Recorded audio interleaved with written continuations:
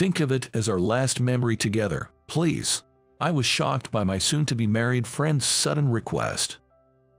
But before I knew it, I had agreed to her proposal. When she checked if I was okay with it, she nodded affirmatively. I'm Richard, a 26-year-old single man, working at an IT company. As usual, I was engrossed in my work, staring at my computer screen, when Catherine from the office walked in.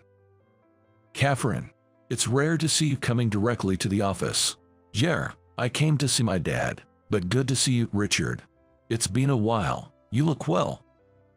As Catherine smiled at me, I felt a sudden flutter and a twinge of pain in my heart. Trying not to let her notice my pain, I quickly looked away and said, "I think the boss is in his office, seeing her off." As soon as she was out of sight, my colleague, Bob, sitting next to me, grinned and began to speak. "Catherine, as always, looks gorgeous. You grew up with such a beauty, Richard. I'm jealous." Yes, the truth is, the CEO's daughter, Catherine, and I were childhood friends. When I was 11, my parents divorced due to my father's infidelity. Taking this as an opportunity, my mother moved us to the neighboring town, and I had to change schools. My mother showered me with all the love she could, but due to financial constraints, I always wore hand-me-down clothes. Even though I didn't care, my classmates naturally distanced themselves from me. I didn't have the latest comics or games, so I felt out of place in class discussions and had a dreary school life. One day, as I walked down the school hallway alone, Catherine approached me. "You know, my dad's company is hosting a computer course for kids. Want to come?" While I wore old clothes, Catherine always wore flashy branded dresses. She was an odd one out, but for a different reason. Being the daughter of an IT company's owner, she was a genuine rich kid, but that drew resentment from our classmates. Also, with her stunning looks, beautiful eyes, and long curled eyelashes, she was the envy of many girls. Considering all this, I wondered why she would invite someone like me and asked, "Why?" Then Catherine made a surprising remark. "We're both kind of outcasts in class, aren't we? I've always wanted to prove them wrong, and next month we'll start computer classes. If we learn ahead of time, maybe they'll see us differently. Employees from my dad's company will teach for free. Want to join?" Indeed, I was interested in computers, and the idea of learning for free was appealing. Also, like Catherine said, I wanted to show our classmates what we could do, so I accepted her invitation. When I went to the IT company for the course, Catherine's father, Mr. Johnson, warmly welcomed me. "Richard, nice to meet you. Thanks for coming. If you have any questions, just ask." Even though I wore worn-out clothes, Mr. Johnson greeted me with a kind smile. I was nervous at first, but the staff were all friendly, and I soon found myself engrossed in the course. Mr. Johnson even praised me, saying, "You have a knack for a computer." Looking back, I think this was a turning point in my life. 2 weeks after the course, when we had a computer class in school, Catherine and I were the first to finish our tasks. The teacher praised us and told the other students, "If you have questions, ask the teacher or these two." Since the teacher was already bombarded with questions, some students naturally came to Catherine and me for help.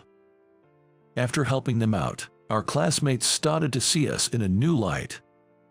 Every time there was a computer class, we shined and became somewhat of heroes in the class. Even though we were just recently the outcasts, I never thought this day would come, and I was really thankful to Catherine. If Catherine hadn't invited me to the course, I wouldn't be who I am now. Thanks a lot. I should be the one thanking you. Seeing you working hard made me want to do my best too. From that event, our relationship deepened. Since then, I continued studying computers and, fortunately, right after graduating from high school, I secured a job at the company run by Mr. Johnson. I was the only one with just a high school diploma there, but Mr. Johnson always warmly told me, "I have high hopes for you." Now, I'm actively involved in the children's computer courses held at the company and teach them. Even if they are like me, Without much money in their younger days, I hope many kids get the chance to experience using computers. Work is fun and volunteering is fulfilling. Living such satisfying days was truly all thanks to meeting Catherine. As I was reminiscing about these memories, Bob mockingly remarked, "But Catherine is getting married next month, right? Then you won't be able to chat like now." Yes, Catherine is indeed about to get married. Her fiancé is the heir of a listed company, and they have been dating with marriage in mind since their matchmaking half a year ago. Though Catherine's computer skills are outstanding, lately, she's been mainly doing remote work preparing for her life as a housewife and rarely shows up at the office. She's being groomed to be the future CEO's wife, so she probably doesn't need to work. And so, the chances of meeting her have been gradually decreasing. When I joined the card company, I was happy thinking I can always be with Catherine, but her world as the CEO's daughter and mine are just too different. I've had special feelings for her since long ago, but I realized I've been suppressing them. Catherine is getting married soon. I need to get over it. I kept telling myself that, but later, I encountered an unexpected event. On Friday, I wonder how I should spend tomorrow. I was lost in thought when suddenly Catherine gave me a call. It's been half a year since she last contacted me. My heart raced as I answered, and she made an unexpected proposal. "Hey, are you free tomorrow? If you are, can you hang out with me for a day?" Hang out with me? She's about to get married. Is it okay for her to hang out with someone like me even if we've been close since childhood? But Catherine insisted. "I just want to visit places from our student days. When I get married, I won't be able to visit my hometown often. So think of it as making the last memory, please." Since Catherine was so passionate, I eventually agreed. But I never thought I'd be going out with her alone after grown-up. This is like a date. The next day, I got dressed and headed to the park where Catherine told me to meet. Catherine had already arrived, and she looked stunning in a pink dress that I couldn't help but stare. Upon seeing me, her eyes sparkled. "Richard, I'm sorry for asking this of you suddenly, but I really wanted to reminisce." "You don't have to apologize. I was free anyway. By the way, this park, we used to come here a lot." Seeing her dressed up made my heart race, but I brought up the park, and Catherine smiled happily. "Yes, I wanted to visit after a long time. The playground equipment is well maintained, and it hasn't changed at all. It feels like we've time traveled back to our childhood." Yeah, those were the days. We played freely and had a lot of fun. So, we decided to visit our old haunts and reminisce about the past. I and Catherine went to the public library we used to frequent to study computers and remembered the convenience store we used to stop by during our high school days. We then headed for lunch at a burger shop where we had been to for the after-party of their high school fair. In high school, both of us were in the computer club. We had fun every day. The burgers here are still as delicious as ever. Yeah, I was poor, so I rarely got to eat out. But thanks to the earnings from the school fair, I was lucky enough to afford it. Indeed, although I am financially stable now, back in the day I was really short on cash. Perhaps that's why I couldn't confess my feelings to Catherine. I probably unconsciously felt we weren't a good match. Also, the fear of ruining the good relationship we had if the confession went wrong was unbearable. As the day wore on, tinged with nostalgia and sadness, we found ourselves at dusk. I wanted to spend the evening with her, but Catherine signaled it was time to leave. Sure, it would be prudent to leave now, given she's about to be married. "Richard, thank you for indulging me today. It was a fantastic day. It's given me strength for my married life ahead." Hearing this, a pang of sadness hit me. There won't be any more outings like this with her. But I didn't want a tearful farewell. With a big smile, I said, "The pleasure was all mine. Congratulations on your marriage.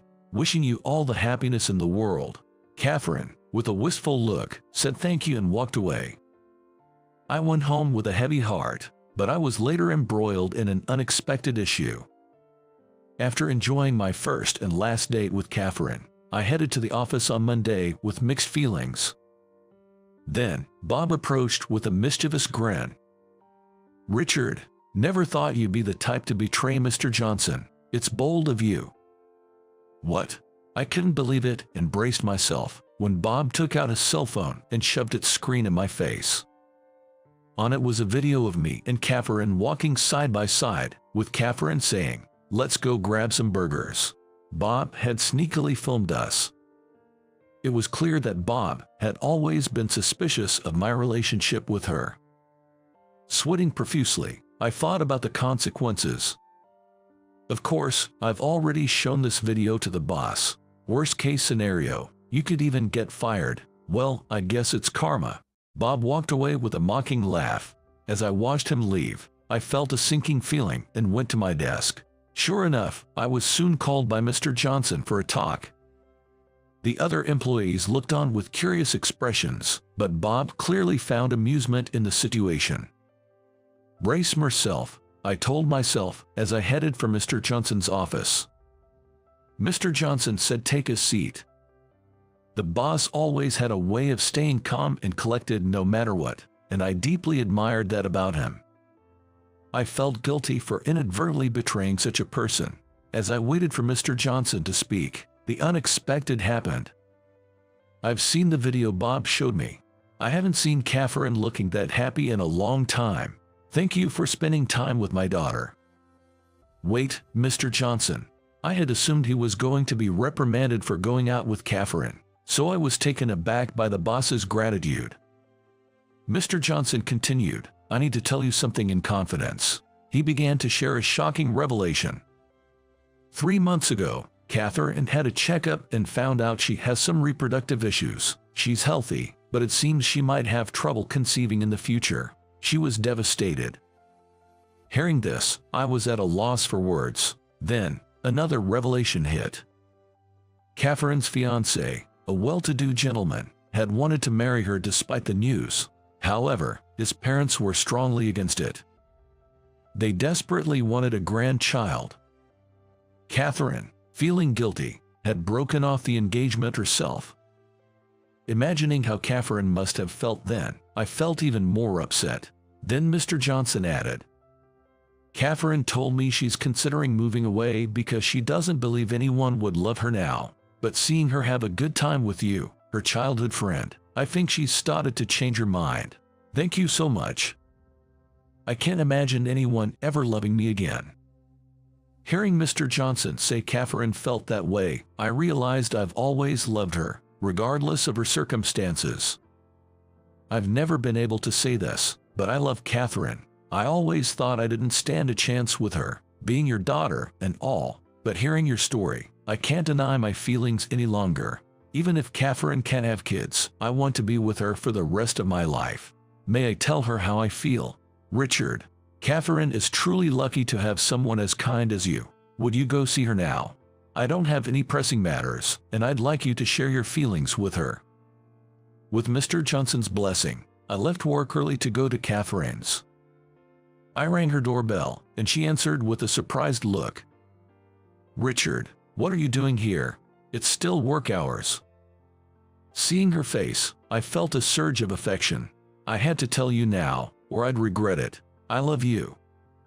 The moment Catherine heard my straightforward confession, she was taken aback for a moment, but then, with a sad look on her face, she responded, "Did you hear about the broken engagement from my dad? It's kind of you to pity me, but I can't have children. I was diagnosed with ovarian failure. I won't ever be able to conceive, so maybe you should find someone else." "No way," I interrupted her, gripping her hand tightly. Catherine, clearly taken aback, lost her words. But I needed her to understand my feelings. "It doesn't matter if you can have kids or not. As long as you're with me, that's all that matters. I've loved you since we were kids. Richard, thank you. I've always admired your positivity and resilience. I've loved you since we were children too." It seemed my feelings had finally gotten through. Tears filled Catherine's eyes as she leaned into me. The first time I felt such deep joy connecting with her. However, realizing that we couldn't just stand hugging at the front door forever, I asked if I could come in. Catherine led me to the living room, and as we sat facing each other on the sofa, she began to open up, wiping away tears. You know, because my dad is a big-shot CEO, I've always been prepped to marry someone prominent. I thought I'd end up with someone like that someday. That's why, even though I've liked you since grade school, I had those feelings. Being the CEO's daughter had its own set of challenges, and Catherine had her share of battles. Thinking of all she'd been through, my heart ached for her. My ex-fiancé was a really decent guy. I didn't get the butterflies with him like I did with you, but I tried to convince myself it was the best choice, especially for my folks. But when I found out I couldn't have kids and the engagement ended, I finally figured out what I really wanted. Saying this, Catherine's deep, round eyes met mine. Richard, you're so good with kids and even do volunteer work, but I can't have children. I thought it'd be best for both of us if I stepped back. Are you sure you're okay with that? Holding her hand gently, I looked into her eyes. It's not about okay or not okay. To me, there's only you, Catherine. I don't see any issue. As long as you're smiling by my side, that's all I need. Richard, truly, thank you. From there, our relationship blossomed. We officially began dating and tied the knot 6 months later. Bob, who assumed I'd get the axe, was naturally floored by this twist. Who would have guessed you would marry the CEO's daughter? And you're likely the next CEO. Man, I'm green with envy. I wish I had a stroke of luck like that. To which I responded, if you keep pushing forward and giving it your all, things will turn around for you too, Bob.